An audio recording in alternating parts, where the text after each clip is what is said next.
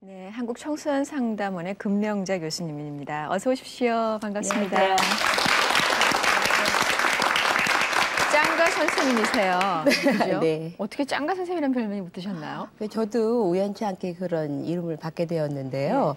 원래는 그런 이름이 없었어요. 근데 대본에도 없었었고. 그런데 벼랑간 이제 한 명의 가출 소년을 찾으러 갔는데 두 명이 있었어요. 그러니까 그 MC를 보시던 분이 너무 당황을 해서 어떻게 하나. 그렇지만 우리한테는 전문 상담자가 있는데 짱가 선생님 도와주세요 이렇게 불렀어요. 네. 제가 자랐을 때는 짱가라는 만화 영화는 없었었거든요. 근데 그분이 자랄 때는 만화 영화에 짱가라는 주인공이 힘들 때마다 부르면 네, 나타나는. 부르면 나타나는 예, 예. 도움을 언제나 주는 그런 캐릭터였었던 것 같아요. 그 다음서부터는 제가 짱가 선생님으로 불려졌는데 지금은 제 이름 대신에 그게 더 익숙한 이름이 되었어요. 본인은 어떠세요?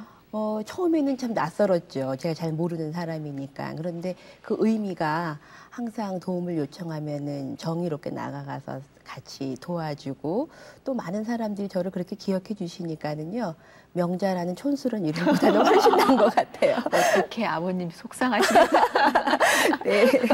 예, 네. 짱가 선생님 모시고 오늘 내가 만난 하나님 보내드리도록 하겠습니다. 근데 그 이제 텔레비전에 네. 청소년 사실 상담 프로는 아니잖아요. 그 자체가 네. 상담만은 아니었는데 그 프로 하면서 많은 사람들이 뭐 청소년들에 대해서 관심을 갖게도 됐고 그리고 네. 실제로 또 아이들도 좀 많이 가정으로 네. 돌아오니까 너무나 좋은데 텔레비전 프로그램은 어떻게 나가게 되셨어요? 제가 늘 농담처럼 하는데 이뻐서요. 정혜리 씨 앞에서야 뭐 이런 얘기 하면은 되게 우스운 얘기긴 하는데요. 그냥 정말 우연치 않게 나가게 되었어요. 원래 그 프로의 의미가 이렇게 가출한 청소년들을 찾아서 부모님하고 그 다리에서 만나게 해줌으로써 평상시에 이렇게 부모한테 하고 싶었던 말을 못했을 때 네. 이제 극적으로 만나서 이렇게 할 수 있게 하고 부모도 자기 얘기를 할 수 있게 해서 부모와 자녀 간에 단절된 그 마음을 통하게 하고 그래서 다시 집으로 돌아가게 하는 프로였었어요. 그런데 두 번째 프로가 했는데 한 달 만에 자기 잃어버린 그 딸을 쉼터에서 찾게 되었어요. 그런데 그 딸이 한 달 만에 본 엄마를 기억을 못 하는 거예요. 그 쉼터에 그 엄마가 이제 얼마나 한 달 만에 찾던 딸이 갔으니까 누구야 하고 얼싸 안았는데 누구세요? 왜 이러세요? 이렇게 얘기를 한 거예요. 그래서 이제 스태프들도 놀라고 부모는 더 놀랬죠. 제일 놀란 사람이 이제 그 사회를 보시는 분이셨대나 봐요. 진짜로 기억을 못한 거예요. 네, 네. 그래서 이제 이거는 우리끼리 하면 안 되겠다. 전문가가 필요하다. 그래서 저희 한국청소년상담원에 의뢰가 되었고 그 중에서 제가 얼굴이 이뻐서 발탁이 됐다니까. 아주 제가 그런 병이 좀 심하죠. 그래서 네. 또 아이들이랑 잘 통할 거예요. 네, 그렇게 되었어요. 예. 그래서 저는 우연치 않게 나가게 되었는데요. 그런 오락 연애 프로였었는데 상담 전문가가 나가서 활동을 해서 많은 분들이 지금까지는 상담하면은 나이가 많으시고 경험이 있고 좀 잘 살아오신 분이면 누구나 해줄 수 있다라는 그 봉사직으로 생각을 하셨던 것 같아요. 그런데 이번 계기로 저 상담은 훈련을 받은 전문가가 해야 되는 거다라는 것을 많은 분들한테 사회적 인식을 시켰다라는 뭐랄까 제 나름대로의 의의를 두고 있습니다. 네, 예. 저희 상담원들은 오히려 그 점을 제일 높이 사는 것 같아요. 그렇죠. 네. 뭐 내 경험만 가지고 아이들이나 다른 사람한테 얘기를 할 수 있는 거는 나의 한계밖에 안 되지만 네, 예. 그럴 수밖에 없는 상황이라든지 상대방을 이야기하게 되는 거는 아무래도 공부를 해야 하고 훈련을 네. 받아야 되고 그럼요. 그건 분명한 사실인 것 같습니다. 네. 그렇게 해서 이제 많은 아이들을 만나게 되셨잖아요. 네. 특별히 뭐 하나하나가 왜 기억에 안 남겠어요. 네, 예. 근데 저에게 좀 소개해주고 싶은 만한 그런 사례들도 있을 것 같아요. 정말 기억에 남는 사례가 다 많아요. 뭐 아빠를 찾는 성화도 있고 또 뭐 여러 사례가 있었어요. 저는 오히려 그런 사례가 너무나 고마운 게 다 가출마다 이유와 뭐 방법, 원인이 다 다른데 그런 전형적인 사례들이 다 만났던 것 같아요. 근데 그 중에서 특별하게 꼽으라면은 굉장히 대조적인 두 사례를 저는 꼽고 싶어요. 이제 하나는 부모가 끝까지 얘를 데리고 집에 들어가겠다 하니까는 끝까지 딸이 거부를 한 사례. 또 다른 대조적인 사례는 좋다. 집에 안 들어가도 좋으니까 잘 건강하게 살아주기 바란다라고 부모가 아이를 뭐라 그럴까 자유롭게 놔줬을 때 오히려 그날 밤에 집을 돌아간 사례. 그게 너무 대조를 이루어서 기억에 저는 많이 남고 있어요. 한 사례는 이제 중학교 3학년 여학생 사례였었는데 아마 TV 보신 분들은 기억을 하실 거예요. 근데 연세가 좀 있으신 부모님이셨거든요. 딸을 아주 늦게 본 딸을 금지 오겹 기르셨던 것 같아요. 그런데 그날 이제 찾아가지고 촬영장에 이제 왔는데 한 달 만에 그 딸을 보게 된 거예요. 근데 그 딸은 교복을 입은 채로 집을 나간 거였었거든요. 근데 촬영장에서 만난 그 딸은 요새 이렇게 찢어진 청바지 있잖아요. 요즘 그게 유행이잖아요. 걔는 그게 너무 입고 싶었었대요. 그래서 그거를 선배 언니 옷을 빌려서 그날 입고 나왔는데 아버지가 그 찢어진 청바지 딸이 그걸 입고 있는 걸 보고선 당신 말로 정신이 확 나가버렸다. 그래서 그날 막 촬영을 하려고 뭐 저녁 때 하니까 조명도 켜 있고 뭐 스태프들이 많잖아요. 뭐 마이크도 다 집어 던지시고 뭐 저기 조명 세트도 집어 던지시고 그래서 정말 촬영장이 완전 아수라장이 된 사례가 있었어요. 그리고서는 왜 이러냐고 자기 그 부인이 말리니까는 냅다 발길을 걷어차는 그런 사례가 있었거든요. 저는 그 사례를 보면서 물론 따님 사랑하는 마음은 정말 각별하다는 생각이 들었지만 그런 딸에 향한 마음이 전달이 안 되는 것 같아요. 그러니까 다시 말해서 마음에 잘 안 들면 이렇게 집어 던지시고 발길질을 하는. 그러니까 그 촬영 세트장에서의 그 행동은 제가 그분들이 어떻게 생활하시는지 모르지만 일종의 하나의 샘플이죠. 그렇죠. 그동안의 삶을. 네, 예. 그래서 딸이 그 옷만 좀 갈아입혀 보내겠다. 제가 이제 이런 상태로는 집에 못 들어갑니다. 쉼터에 가서 아이도 좀 쉬고 부모님도 좀 생각하실 시간을 가지셔야 되겠습니다 하니까 그러면은 옷이라도 갈아입혀 익히겠다. 그래서 데리고 가시다가 딸이 도저히 못 가겠다. 그래서 끝끝내 집에 안 들어간 사례가 있었어요. 근데 걔랑 같이 나왔던 또 남자아이 사례가 있었거든요. 근데 그 사례는 가정 때문은 아니었었는데 그 동네에 그 이렇게 주먹을 좀 쓰는 형들이 이 아이를 좀 괴롭혀서 이 아이가 그 집을 이사하지 않는 한 다시 난 집에 못 들어간다. 너무 무섭다. 그래서 못 들어가겠다라고 하니까 그 사실은 막일을 하셨던 아버지 같아졌는데 뒷주머니에서 부시럭부시럭 지갑에서 돈을 딱 꺼내서 그럼 밥이라도 굶지 말아라. 그러면은 잘 살아라. 이러고서는 애를 이렇게 보내셨어요. 근데 참 그 돌아서서 가시는 뒷모습이 참 너무 쓸쓸하고 마음이 아팠었거든요. 근데 또 보신 분은 아시겠지만 오히려 그 아이가 그날 밤에 집에 돌아갔어요.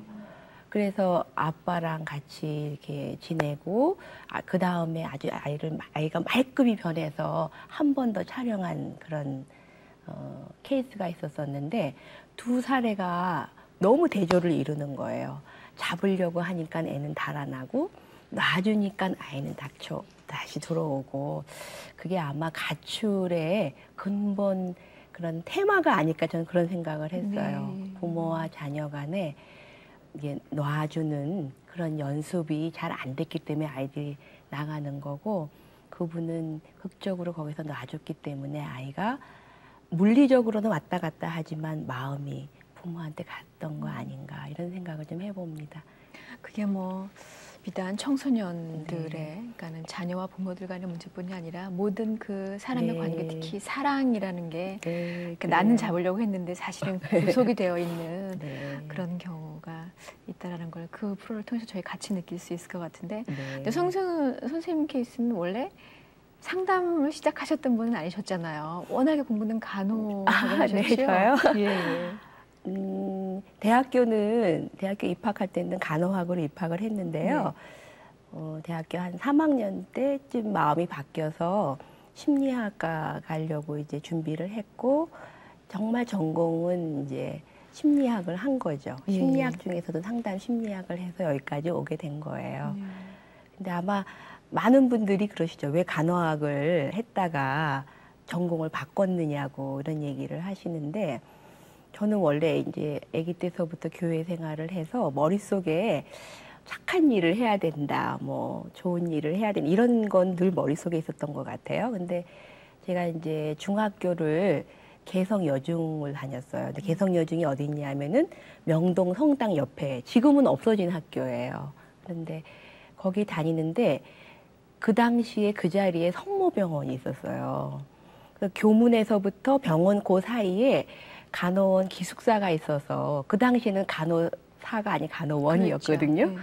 근데 이렇게 하얀 가운을 입고서 이렇게 병원을 이렇게 가시는 그런 모습이 너무 좋은 거예요. 머릿속에 나이팅게일이라는 얘기도 있고, 그래서 저는 중학교 2학년서부터는 꼭 간호사가 돼야 되겠다, 간호원이 돼야 되겠다, 이렇게 결심을 했고, 또 대학 갈 때 사실은 우리나라에서는 그런 인식이, 야, 이왕 공부할 거면은 왜 의사를 하지 간호원을 하느냐, 이런, 환자 도와주는 네, 건데. 할 건데, 네.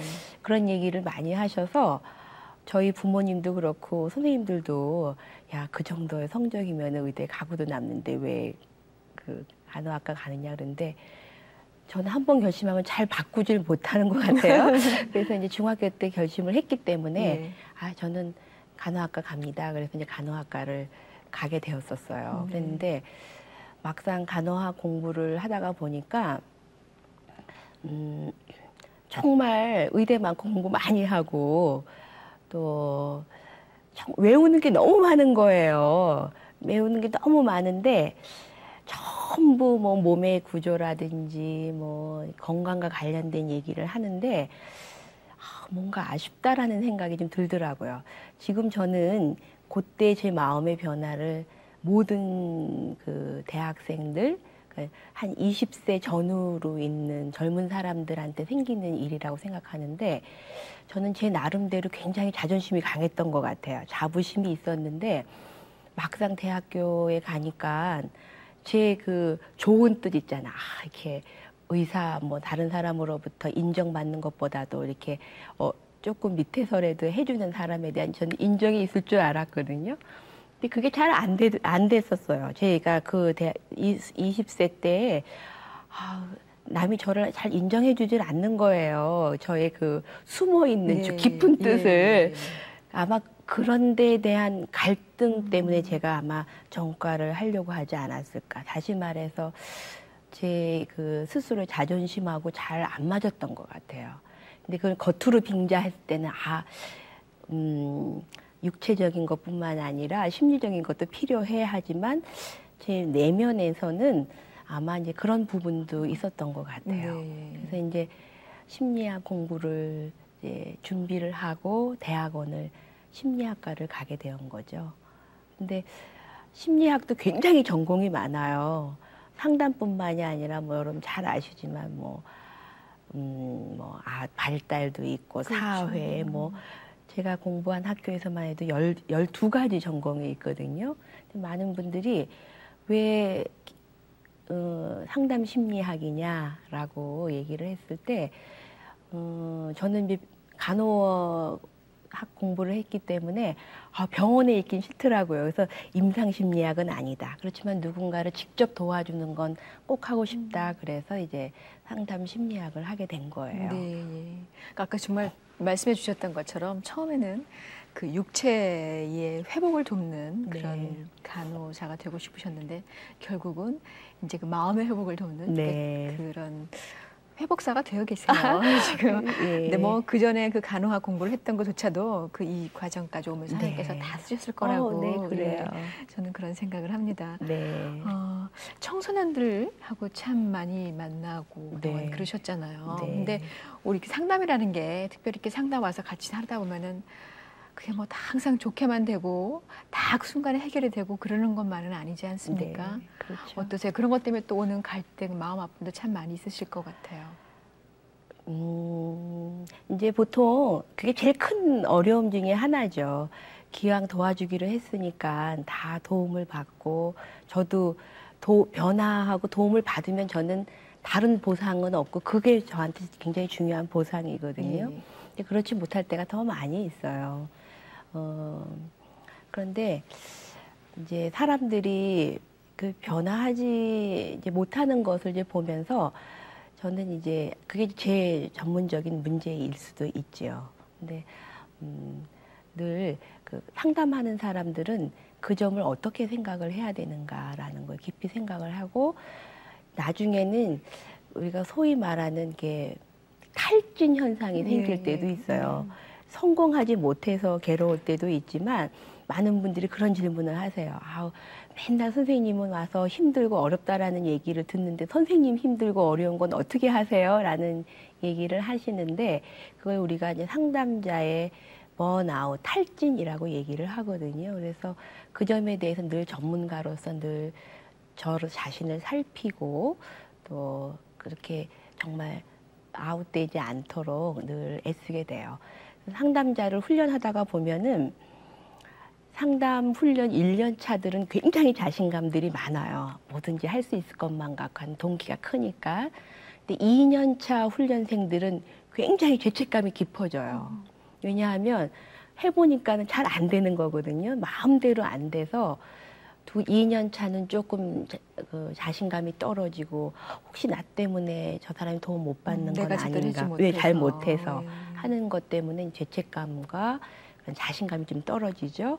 그다음에 이제 한 3년 차 정도가 되면은 그 변화의 그 결과가 너무 크게 생각했었다. 사람 변화라는 건 그렇게 엄청난 것이 아니라 작은 변화에서도 우리가 감격할 수 있고 변화의 실마리를 잡을 수가 있는데 그런 데서 스스로 자기 자신감을 회복해서 3년 차, 4년 차 때 굉장히 높아지죠.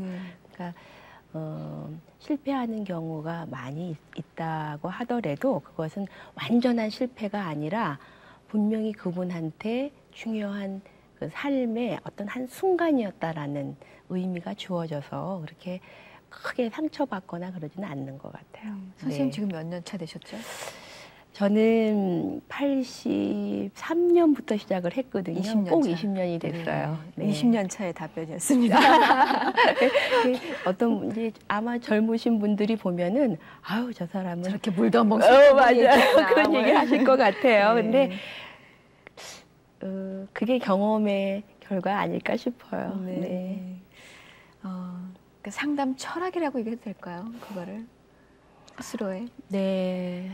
글쎄요, 철학까지 붙이기에는 좀 큰 것 같은데요. 그러니까 상담을 하다가 보면은 제가 20년 정도가 상담이 되었는데도 굉장히 당황할 때가 많이 있어요. 근데 저는 전형적인 유형에 포함되지 않는 네. 근데 오히려 그 당황할 때가 변화의 실마리가 된다는 생각을 하고 있거든요. 그래서 저는 아까 20년 차 되어서 그 새로운 사람하고 차이가 있다면 절대 실패란 없다라는 게 제 철학이라고. 지금 하나 이것도 네. 그 과정 속에 네, 있다. 예. 그러한 저를 당황하는 것도 이분의 성품 중에 하나이다. 이렇게 저를 20년 동안 된 전문가를 당황시킬 수 있는 문제가 있는 거죠. 그죠?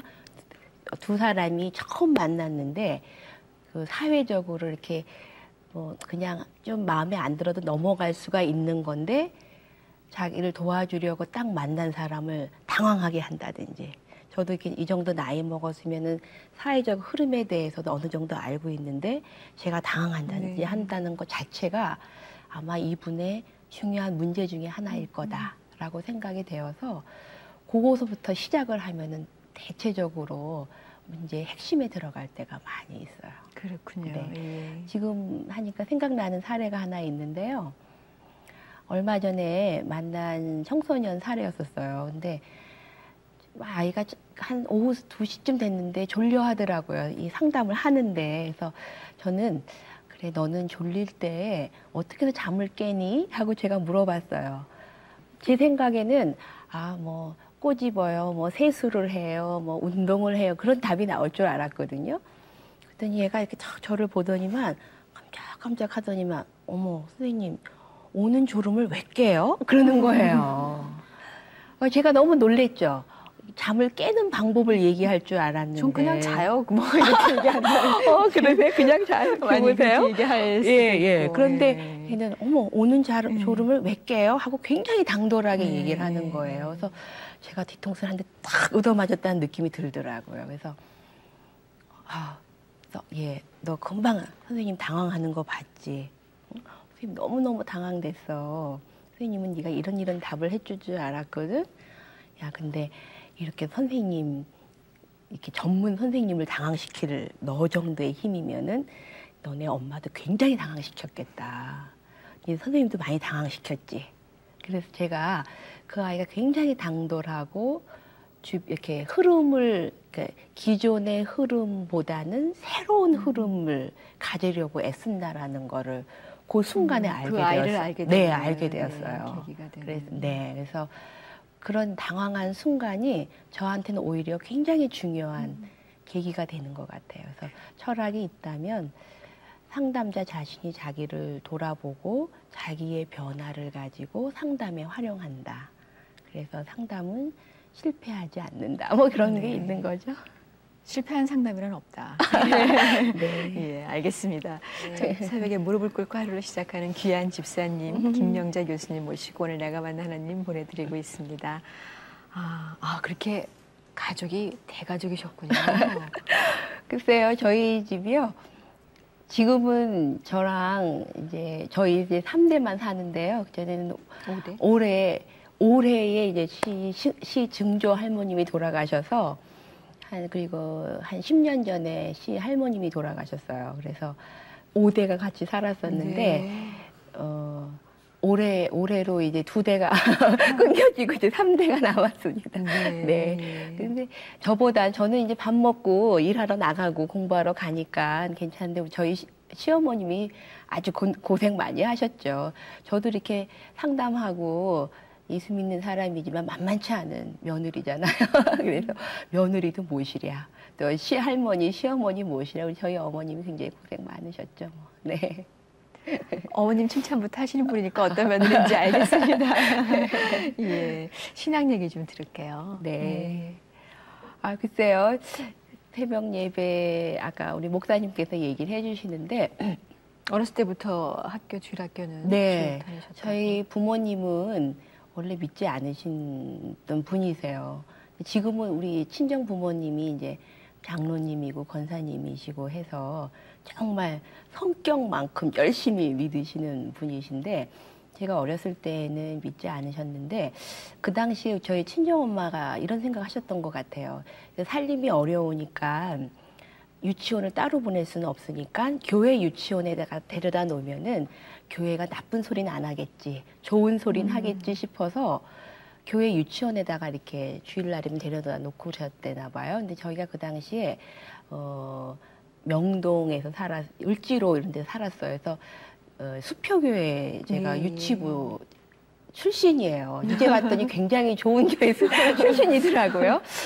그래서 거기서 자라고 또 이제 살림이 조금씩 펴지면서 이사를 자주 하게 되었는데 초등학교, 옛날에는 이제 국민학교였었죠. 그때까지도 이제 열심히 다녔던 것 같아요. 근데 옛날에는 교회당이 연회당이었었잖아요. 저희 친정엄마들은 교회당은 연회당이다. 그래서 중학교 되니까 못 가게 하시는 거예요. 안 된다. 네. 남녀가 유별한데 어디 남자랑 같이 만나는데 가느냐 이래서 중학교서부터 못 다니게 하시더라고요. 근데 그 유치원 때서부터 제 머릿속에 이제 박혀져 있었던 것 같아요. 아마 선생님들이 교육을 어떤 선생님이 어떤 교육을 시켰는지 잘 기억은 잘 안 되는데요. 주일날 빠지면 안 되고 뭐 시키는 대로 해야 되는 거잖아요. 원래 제가 말 잘 듣는 사람이거든요. 그러니까는 사실 부모님도 굉장히 좋으시고 존경스러운 분이시지만 그 하나님에 대한 것이 아주 어릴수록 철저하게 저한테 남아 있었던 것 같아요. 그래서 정말 저는 핍박을 많이 받았어요. 집에서. 네. 심지어는 고등학교 때 이렇게 주일날 교회 갔다가 오니까 이렇게 아버지가 이렇게 보따리를 옛날같이 지금처럼 이렇게 가방도 없고 보재기에다가 보따리 이렇게 싸놓으시고 짐을? 네, 제 짐을 옷가지를 이렇게 싸놓으시고 딱 들어오는 저를 여기 앉아라 이렇게 하더니만은 이거 가지고 교회로 가라 그러시는 거예요. 거기서 살아라. 네, 내가 너를 낳아서 길러주고 교육시켜주고 다 했는데 이렇게 모든 거를 해준 부모의 말은 안 듣고 교회가 너를 위해서 도대체 뭘 해줬느냐, 밥을 사줬느냐, 교육을 시켰느냐 아무것도 해준 교회는 그렇게 열심으로 충성을 다하니 거기로 가라 그러시는 거예요. 그래서 이제 보따리를 싸들고 가라. 그러니까 아마 고1 때였던 것 같아요. 그러면서 이렇게 손을 번쩍 드시는 거예요. 그렇게 믿을 게 없어. 내 주먹을 믿어. 그렇게 얘기를. 저는 지금 와서 그런 얘기 하니까 그게 굉장히 그 흔한 스토리 중에 하나인데 정말 저는 그런 걸 겪었어요. 근데 아마 우리 친정 아버지가 보시면 내가 저런 적이 있었나 하고 기억 못 하실 텐데 저는 그때 굉장히 마음이 아프고 또 무섭잖아요. 그렇죠.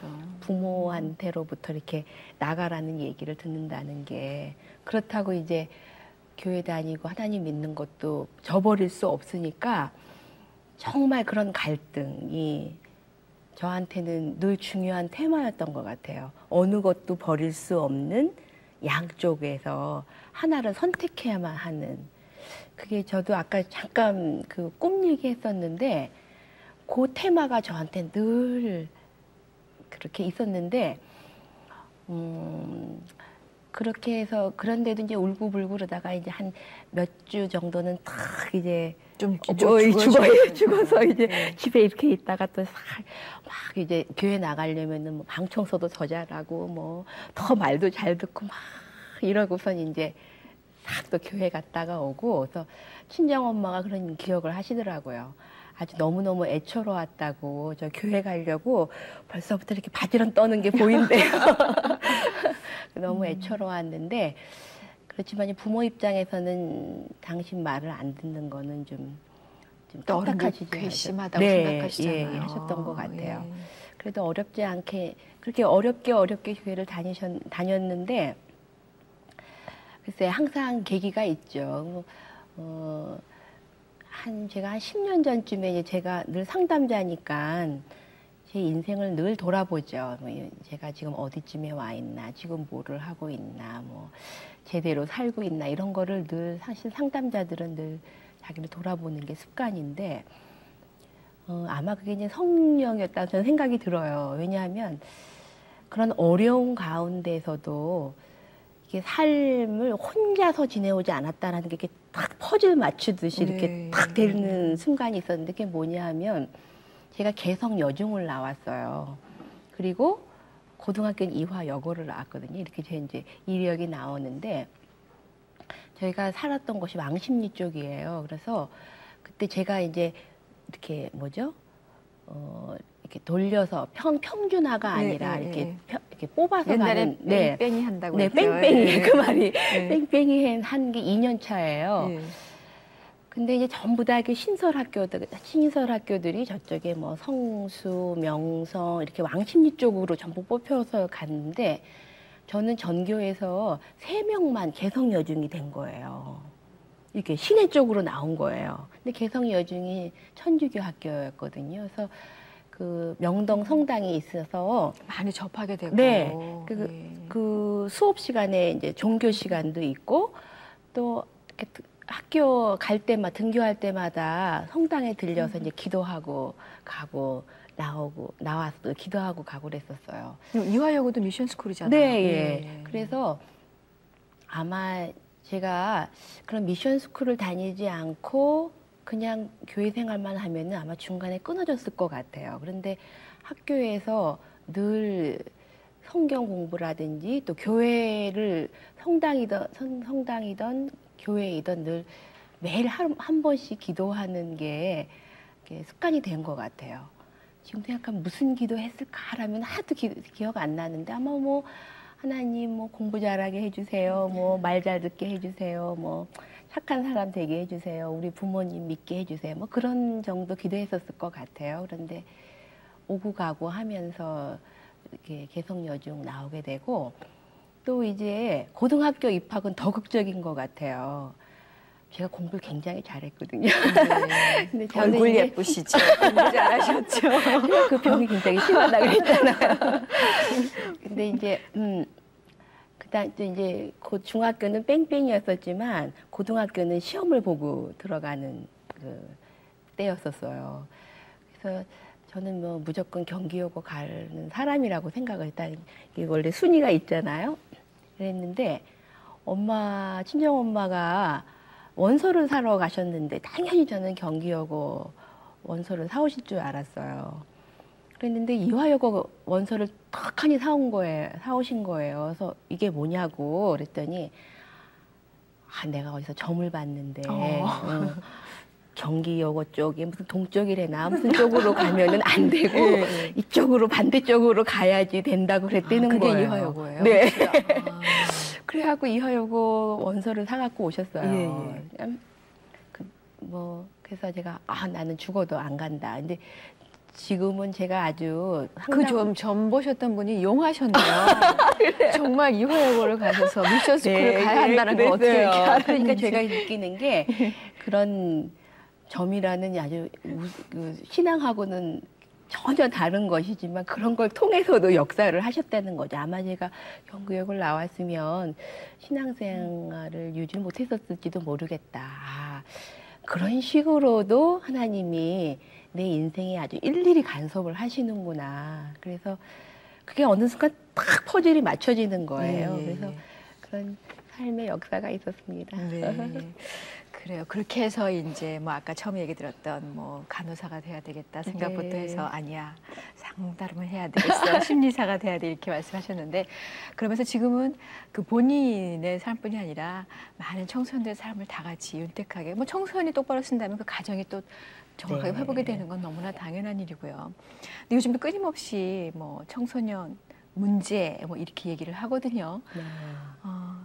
그런 얘기도 많이 해요. 문제 청소는 없다. 문제 부모만 있을 뿐이다. 네. 이런 얘기를 정말 흔히 얘기합니다. 쉽게 얘기하고. 하지만 우리가 제대로 이해하지 못하는 대화가 단절되는 상황에서 예전에 우리가 봤던 그 청소년과 지금 청소년과 이렇게 좀 네. 겉으로 드러나는 문제들이 좀 많이 달라질 수도 네, 있겠다. 많이 생각이 달라지고 들어요. 있어요. 아까 잠깐 화면에서도 보셨지만 10년 동안에 이제 저희 상담원에 왔던 사례들을 이렇게 쭉 제가 다 봤어요. 그래서 93년도, 94년도 사례를 보고 2000년도 이후의 사례를 이렇게 비교를 했는데 정말 옛날 93년도, 4년도 사례는 지금 보니까 너무 순진한 것 같아요. 그 뭐냐면 아이들이 부모님이랑 싸워서 하는 행동이 말 안 하고 밥 안 먹고 지방에 들어가서 문 잠그고 있고 그렇게 아주 소극적으로 자기의 문제를 갈등을 어려움을 표현을 하는데요. 요즘의 청소년들은 그렇게 소극적이지 않는 것 같아요. 일단 부모하고 자녀 갈등은 청소년기가 되면은 뭐 응당 있는 거거든요. 부모 여기 계신 분들도 다 청소년 자녀가 있으실 것 같은데 아이가 자라면은 부모하고 자녀 간의 갈등은 아주 당연한 거예요. 오히려 자녀가 아이랑 갈등을 겪으실 때, 이거는 변화의 시기가 온 거다. 어떤 메시지로 여러분이 이해를 하시면 참 좋을 것 같은데, 요즘의 아이들은 문제가 생기면은 방에 들어가 처박히는 게 아니라 집을 나가는 거예요. 집을 나가거나 아니면 학교에서 문제가 생기면은 학교를 나가거나. 그래서 최근에 한 2년 동안에 가장 심각한 문제가 학교를 떠나는 아이들, 다시 말해서 학업을 중단하는 아이들이 많아졌어요. 저만 하더라도 학교를 지각하거나 빼먹거나 안 다닌다는 거는 정말 가정이 어려워서 학교를 못 다니면은 정말 슬픈 거였었는데 요즘에는 돈을 대면서 다니라 그래도 안 다니겠다고 하는, 다시 말해서 가정, 학교라고 하는 그런 탄탄한 틀을 옛날만큼 귀하게 안 여기는 것 같아요. 그러니까 그 안정된 틀보다는 혼자 이렇게 나와서 독단적으로 행동하는 이렇게 사례가 적극적으로 조금 더 나아가서는 폭력적인 방법으로 또 틀 바깥으로 나오는 그런 식으로 문제가 바뀌었어요. 네, 그런데 우리 그 부모 세대들은 그게 아니고 나는 안 그랬기 때문에 네. 그 자체가 이해가 안 된다고 네. 생각을 하는 거죠. 예. 너무 두 분들이 점점 이제 세월이 갈수록 세대차가 빠르게 세대차가 많이 나죠. 쌍둥이도 세대차가 있대요. 그래요? 그렇죠? 네. 예, 그럴 정도로. 네. 쌍둥이는 한 5초 정도의 시간이 있는 세대차가 있으면 예, 그렇게 된. 그러니까 그렇다라면 네. 정말 그게 이제 변화해가는 과정 중에 있는 아이들이라고 한다면 부모들이 네. 그 아이는 무엇인가 그렇게 공부를 할 수밖에 없을 것 같아요. 네. 어떤 생각을 하고 있는지. 네. 정말 저는 제가 그 맡고 있는 사업 중에 하나가 부모 교육이에요.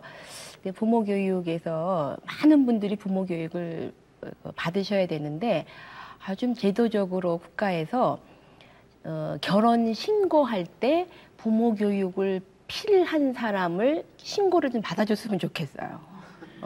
그래야지 모든 사람이 준비된 부모가 되는데 사실은 준비된 부모는 없는 것 같아요. 물론 자녀를 많이 간절히 기다리시는 분도 있지만 그저 자녀를 기다리시지 자녀를 어떻게 키우겠다라고 하는 준비는 채 안 된 거 아닌가. 그래서 정말 이제는 부모도 전문가로서의 부모 시대가 돼야 되지 않을까 이렇게 생각합니다. 뭐든지 자격증이 있는데 부모 자격증도. 네, 왜냐하면 그렇잖아요. 사실 더 중요하죠. 네, 우리가 학교 선생님이 전문가가 아니라면 학교 선생님 맡기시겠어요? 그러니까 교육을 한다라고 얘기할 때는 전문가한테 교육을 맡기셔야 되는데 내가 우리 자녀 교육을 한다, 자녀 양육을 한다 했을 때 과연 내가 전문가적인 자세를 가지고 있는가. 근데 전문가의 특성 중에 하나는 흥분하지 않는 거예요.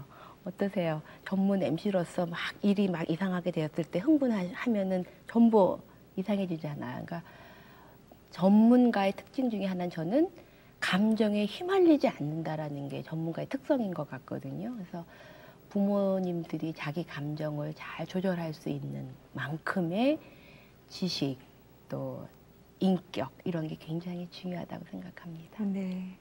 자, 오늘 내가 만난 하나님 금명자 교수님 모시고 보내드리고 있는데 지금까지 이렇게 생활을 해오셨던 우리 집사님이시죠? 네. 집사님께서는 어떤 기도 제목이 있는지 말씀해 주시면 저희 생각날 때마다 기도하도록 하겠습니다. 고맙습니다. 글쎄요, 늘 저는 기도 제목이 하나 있는 게 아니라 월, 화, 수, 목, 금, 토일이 다 달라요. 전부 한꺼번에 하려니까 너무 한꺼번에 오랜 시간을 못해서 월요일 날에는 제 일과 관련된 기도를 하고 화요일은 제 시집 식구들을 위해서 수요일은 친정 식구 위해서 목요일은 제 내담자를 위해서 이렇게 요일마다 정해놓고 요일 체크 그렇게 하는데요. 지금 오늘은 특별히 제가 청소년 상담자로서 이곳에 왔기 때문에 제가 교회에서 아까 잠깐 화면에도 나왔지만 저희 동네에 살고 계신 분들을 위해서 제가 심리학 강좌를 하고 있어요. 저는 아까 말씀드렸던 것처럼 부모님도 지식이 있고 인격이 성숙해야 되는데 아는 것만큼 자기를 조절할 수가 있거든요. 물론 학식이 많은 사람이라고 인격이 높은 건 아니지만 자기를 돌아보는 늘 연습이 돼야 되는데 돌아볼 때 심리학적인 지식은 굉장히 중요해요. 그래서 저희 동네가 예담교회면 많은 분들이 아주 디자인이 잘 되어 있는 큰 교회라고 생각하시는데 아니라 한 100명 정도 출석하는 조그만 교회거든요. 그래서 동네에 계신 분들이 일주일에 한 번 정도 제가 심리학 강좌를 하고 있습니다. 근데 많이 오셔서 강좌를 들으시면서 자기의 삶을 이렇게 가족과 이런 거를 좀 돌아봤으면 좋겠고요. 다른 하나는 제가 교회에 학생부 부장이에요. 근데 지금 30명 정도밖에 학생이 없어서 제가 한 반에 10명씩, 중1 10명씩 80명을 목표로 하고 있는데 그게 잘 안 되네요. 그래서 기도해 주신다면은 제가 하고 있는 그 교회에서 하고 있는 심리학 강좌, 그다음에 학생부 우리 부흥을 위해서 기도를 생각나실 때마다 해주시면은 참 감사하겠습니다. 선물 받은 기분이에요. 잘 들으셨죠? 선물 받은 기분이라고 그러셨거든요. 드려야 됩니다. 여러분들 정말 간절한 기도 부탁드릴게요. 오늘 나와주셔서 감사드리고요. 앞으로 네. 그를 위해서 더욱더 애써주시길 또 부탁을 드릴게요. 네, 예, 고맙습니다. 고맙습니다.